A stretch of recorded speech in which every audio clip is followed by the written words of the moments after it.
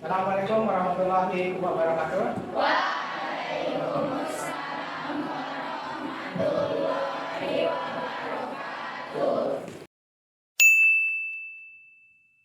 Bagaimana keadaannya hari ini?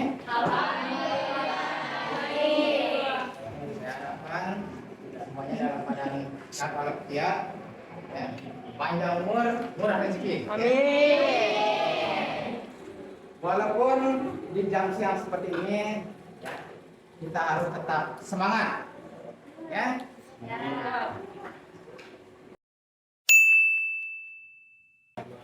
Siapa yang nggak masuk hari ini? Semuanya. Ya, sebelum kita memulai pembelajaran, agar suatu awal yang baik itu kita harus awali dengan hal yang baik pula, ya. Untuk itu kita harus berdoa bersama-sama, ya, yang akan nanti dipimpin oleh ketua kelasnya, ya. Agar apa yang kita lakukan itu mendapat keberkahan. Ayo, ketua kelasnya pimpin temannya berdoa dulu. Sebelum kita memulai pelajaran pada siang hari ini, marilah kita berdoa dalam hati mulai.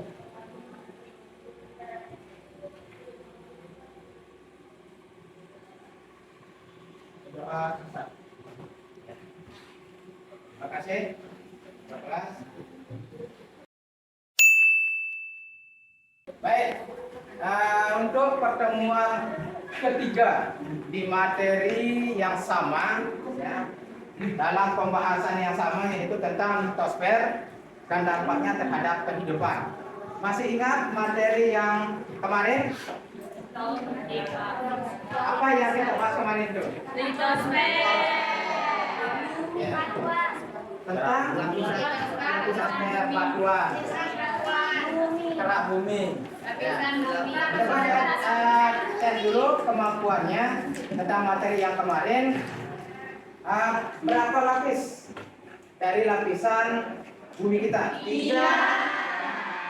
Aja.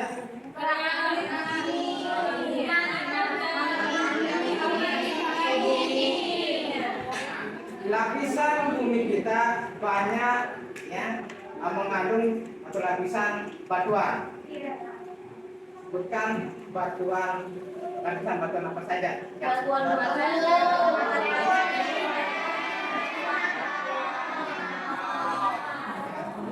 Berarti pembelajaran kemarin itu sudah sukses, ya.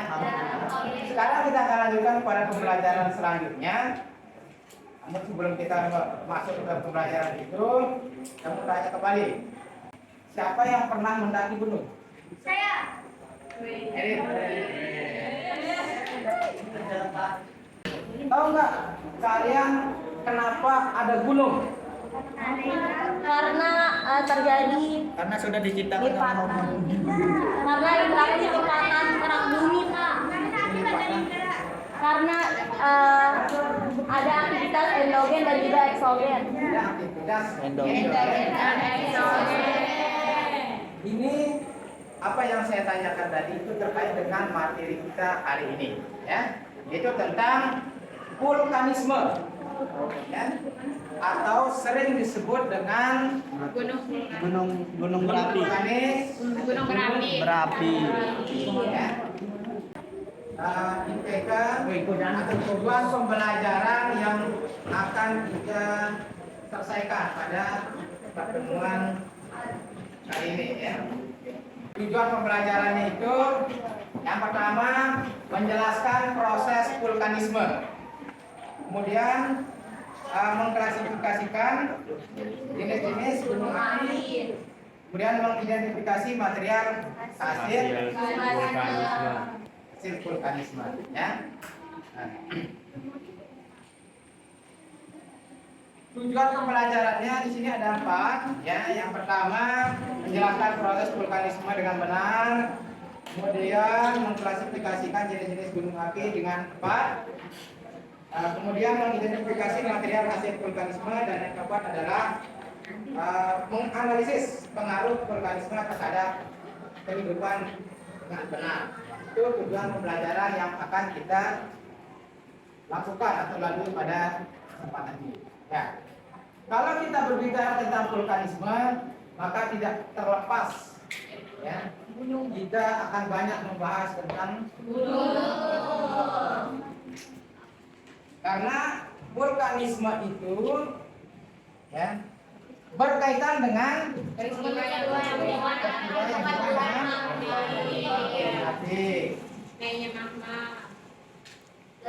kemudian apa juga?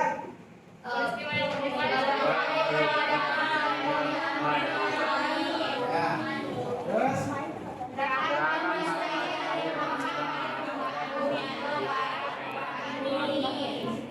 tiga kejadian ya, tiga peristiwa yang erat kaitannya dengan peristiwa vulkanisme. Kemudian lanjut, apa yang berkaitan dengan vulkanisme?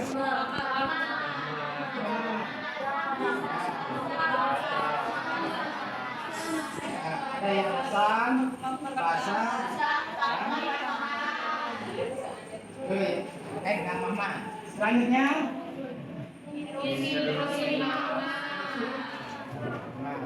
apa itu intrusi magma?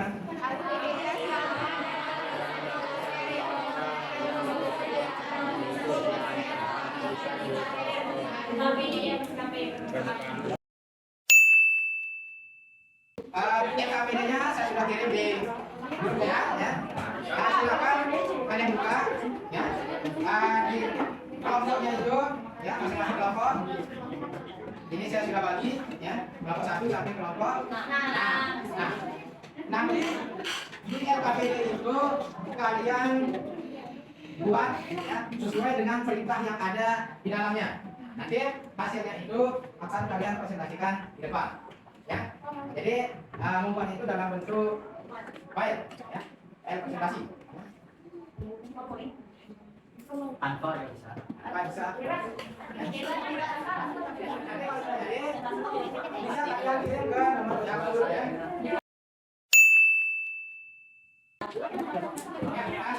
Baiklah.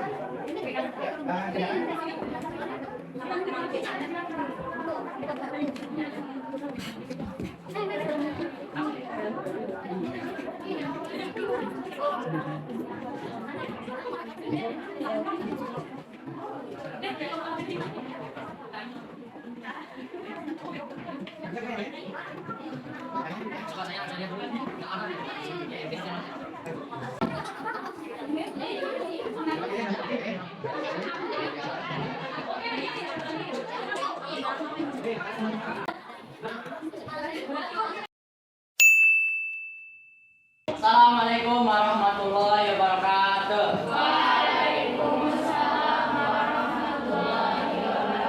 kasih atas perhatiannya, dan pada kesempatan kali ini saya beserta kelompok saya akan mempresentasikan hasil dari data yang sudah kami berikan soalnya. Nomor 1 akan dibacakan oleh teman saya yang bernama Sulas. Baik, di sini saya akan menjawab pertanyaan nomor 1. Pertanyaannya adalah bagaimana proses terjadinya vulkanisme ini berawal dari adanya aktivitas magma yang berbentuk cair dan gas dari dalam bumi yang ingin keluar ke permukaan bumi. Di mana vulkanisme yang seperti kita ketahui merupakan suatu proses aktivitas magma dari rekaman-rekaman gunung api yang mencapai permukaan bumi yang berasal dari dalam. Dampak aktivitas vulkanisme terhadap kehidupan. Dampak positif, fungsi hidrologis mata air magdari yang muncul pasca erupsi dapat dibuat. Pertanyaannya adalah analisislah jenis-jenis gunung api di bawah ini. Yang pertama, tipe Hawaii. Magma yang berkeluarga sangat cair dengan tekanan gas rendah berasal dari hasil magma yang langka. Kedua yaitu pipa stromboli. Erupsi yang terjadi tidak terlalu eksplosif tetapi berlangsung lama. Yang ketiga adalah tipe vulkano. Magma yang dikeluarkan kental dengan tekanan gas sedang sampai tinggi, berasal dari dapur magma yang dangkal sampai agak dalam. Contohnya Gunung Bromo dan Semeru di Indonesia serta Gunung Etna di Italia. Mungkin ada pertanyaan dari teman-teman. Tidak. Bagaimana proses pembuatan gunung? Pembentukan Bekas gunung. Gunung terbentuk karena lempeng bumi bergerak dan saling menabrak satu sama lain. Ujung lempeng yang menabrak itu menonjol ke permukaan bumi dan membentuk gunung. Bisa diterima. Atau ada tambahan dari Jason? Dari Kelompok lain juga. Ya, itu aja dah, itu aja. Udah. Nah, kebenaran dari kelompok 6.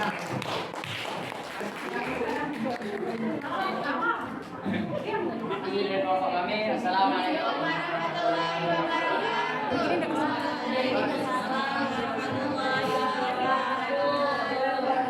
pertama, pengajaran pembentukan urap. Di sini terdapat soal jelaskan bagaimana proses dari vulkanisme. Pertama, vulkanisme itu adalah peristiwa berhubungan dengan aktivitas gunung, yaitu pergerakan magma dari dalam litosfer yang menyusup ke lapisan yang lebih atas atau sampai ke permukaan bumi.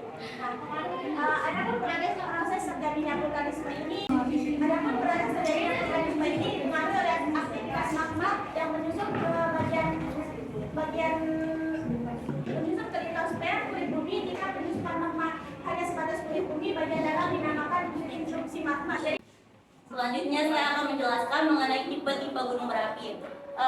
Tipe-tipe gunung berapi ini dapat dibedakan melalui karakteristik, yaitu bentuk lava yang keluar, bentuk puncaknya, dan juga arah semburannya. Yang pertama ada jenis-jenis gunung berapi yang bertipe letusan tipe Hawaii. Letusan tipe Hawaii ini merupakan letusan yang terjadi pada gunung yang memiliki lava yang sangat cair dan memiliki bentuk seperti perisai atau tameng yang dapat mengalir ke segala arah. Jadi cakupannya itu luas ketika dia meletus. Yang kedua ada letusan tipe Pele. Adalah letusan yang terjadi apabila terdapat sumbatan kawah di puncak gunung api yang terbentuk jarum sehingga akan menyebabkan tekanan gas menjadi semakin bertambah. Apabila sumbatan pada kawah gunung tersebut tidak terlalu kuat, maka gunung akan meletus. Nagila, apa yang mempengaruhi kuat atau lemah letusan gunung api? Baik, saya akan menjawab pertanyaan dari Ya, faktor-faktor yang dapat mempengaruhi kuat atau lemahnya letusan gunung berapi yang pertama, 1. Sifat magma, 2. Sempitnya dapur magma, 3. Kedalaman dapur magma, yang keempat tekanan gas. Sifat.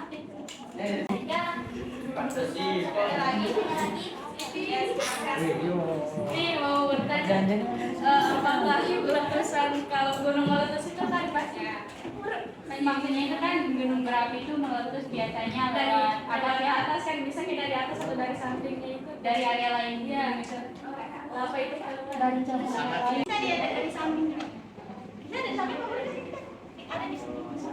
tergantung dari Kan bisa dari gambar kita kan dari belakang dari atas. Misalkan kan ada gempa ya, terus kan ada kan tenaga endogen dan eksogennya ya. Dia terbentuklah dia patahan di samping gunungnya itu. Misalkan dia itu kayak ada retakan. Terus di gunung utamanya itu dia tersumbat lah ya. Jadi lebih mudah dia akan lewat retakan itu lebih singkat. Jadi magma itu akan terdorong ke sana terus jual.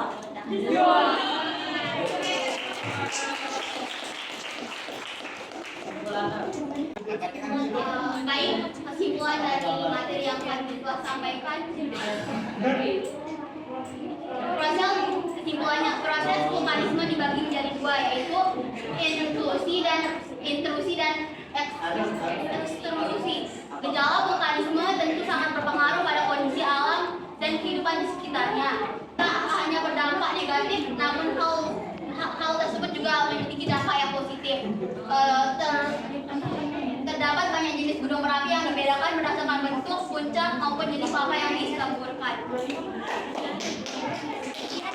Sekian dari kelompok kami. Bila ada kesalahan, wabillahi taufiq wal hidayah.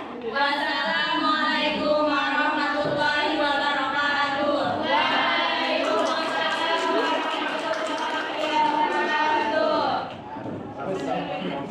Presentasi dari kelompok Imam. kelompok laju-laju. Sebelum saya tutup ya, kita melakukan refleksi dulu. Siapa dari kelompok mana kira-kira bisa merefleksi apa pembelajaran kita yang kalian dapatkan pada hari ini? Tidak. Dari proses pembelajaran hari ini kita bisa menyimpulkan bahwa proses dari vulkanisme itu bisa dibedakan menjadi dua, yaitu ada ekstruksi dan juga intruksi. Setelah itu juga selain berdampak negatif, proses vulkanisme juga berdampak positif. Dan yang terakhir adalah ada banyak jenis-jenis gunung berapi yang ketika erupsi itu tipe erupsinya bisa dibedakan berdasarkan bentuk puncak gunungnya maupun berdasarkan jenis lava yang digunakan. Ada tambah dari sekalian? Kesimpulan untuk kuliah kita ini? Ada pertanyaan? Tidak ada ya. Jadi apa yang disampaikan oleh teman tadi, ya, kita belajar kita dari proses vulkanisme, kemudian tipe atau jenis letusan sampai dengan manfaatnya. Ya, itu pembelajaran kita yang pada hari ini. Nah kemudian untuk minggu depan, ya kita akan masuk ke materi seisme atau gempa bumi. Itu materi pertama. Ya. Sebagai penutupnya, ya. Karena tadi kita membukanya dengan doa, maka kita tutup juga dengan doa. Silakan ketua kelasnya memimpin doa ya, sebagai penutup proses pembelajaran kita pada hari ini. Untuk mengakhiri pembelajaran kita pada siang hari ini, marilah kita mengucapkan alhamdulillah.